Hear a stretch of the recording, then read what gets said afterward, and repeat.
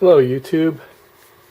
I just wanted to shoot a quick video and show you my tracking bag or tracking kit that I carry when I go out hiking and looking around for animal tracks and doing some wildlife observation. I carry my kit in a elk leather bag. A good friend of mine gave me big elk hide a while back, and I fashioned this bag, and I burned different animal tracks into it. No particular reasons, just meaningful to me. I just like having things like this that have meaning to me. The Gadsden flag, it's just a reference to, reminds me to be careful and where I'm putting my feet, not to step on sleeping rattlesnakes. I like to carry a little piece of ruler. It just slips into this pocket that I've made with the flag, so I can kind of put it next to a track and take a photograph for scale. It's very handy. Other things to carry in your pack, or in your little trail kit, are a tape measure. You can also sometimes get a paper tape, and you can use that. These little tape measures are available at the dollar store, and I think you get 2 for $1. Pretty handy. They're little.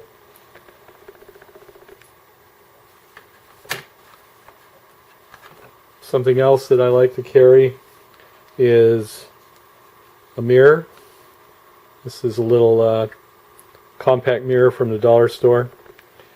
When you're tracking and you're looking at tracks, you only have a couple of periods of the day that you can really see them well. Early in the morning and late in the afternoon, when the sun is at an oblique and it's casting shadows.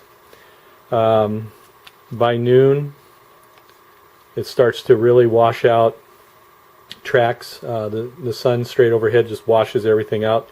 So it's really handy if you take your hat and you shade a track, and then you can use your flashlight to put oblique light on the track, and it will show up much better. So very handy to have a mirror for mirroring. I like to carry guides. This guide here is a very simple one. It's available from the Pine Ridge Association, which is based out of Henry Coe State Park. Has different tracks in it. It's a nice little handout.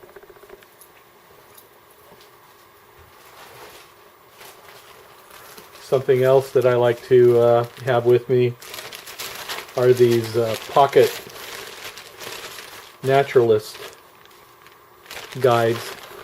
Now this is a very rugged plastic guide that you can take with you. It's a plastic coated guide to animals and tracks, and then it has a ruler along one edge so that you can measure for scale. It also shows different kinds of scat and other animal signs, and even some bird tracks. So this is very reasonable. I think I got this one at Barnes & Noble for around $5. And they make other pocket guidebooks too, like edible and medicinal plants and astronomy and all kinds of really great guides. So these are, having some kind of pocket guide is really handy.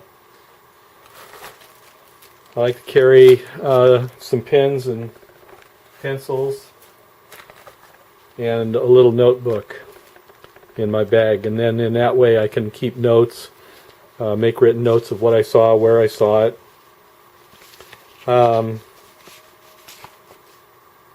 3x5 cards, they can be handy for keeping notes. And if you practice man tracking at all, or search tracking, it's handy to have a few man tracking data sheets so that you can copy down details of a shoe print. You can draw it in and put in the information, size of the heel cut, heel details. If you visit my blog page, goblinranger.blogspot.com, I have a post on there that I did a while back on doing 10-step man tracking drills. If you're going to do any man tracking, you're going to need a tracking stick, which is really just any stick. This one is a wooden dowel that I have wood burned into 1-inch increments, and you put rubber bands on there to set the length of the stride, and then you can cast, you can move this around and pretty much figure out where the next shoe print or impression should be. There's quite a few vendors that offer courses in man tracking, and there's material online. It's a lot of fun.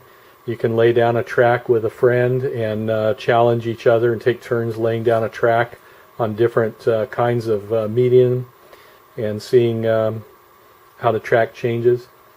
It's always a pretty good idea to lay down a track starting out in some soft material and then moving into more difficult, and build your confidence as you go.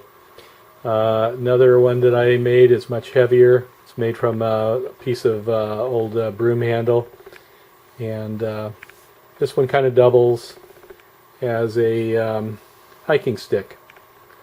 So again, you would put rubber bands on it and set the stride so that you could swing this left or right depending what your last footprint that you found was, and then you would cast left or right and try to figure out where that next foot is. Sometimes all you're seeing is just the slightest bit of an impression, or maybe a rock that's been rolled out of the soil.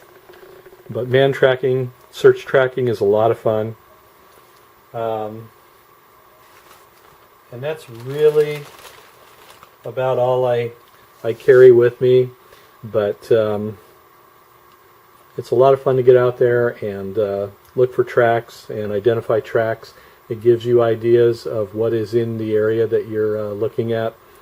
You start to notice the differences between, say, a domestic dog and a coyote dog, and their impressions and how they walk in an area, or bobcats or other animals. So just a quick rundown on my tracking kit, and I hope this will encourage you to get out and build your own little tracking kit. Oh, and bring your camera, a digital camera, to take photos of those tracks so that you can reference them, especially if you aren't sure what you're looking at. There's some really good tracking people online, and they are happy to help you and will look at a track and do an identification. I've had tracks that I thought sure were some kind of wildcat, and an expert looked at them and said, no, this is a dog, and here's why. So, you know, it's a learning process, and I'm learning all the time and having great fun at it. So I hope you'll try it too. So that's all I have for you for now. Have a great weekend, and get outdoors.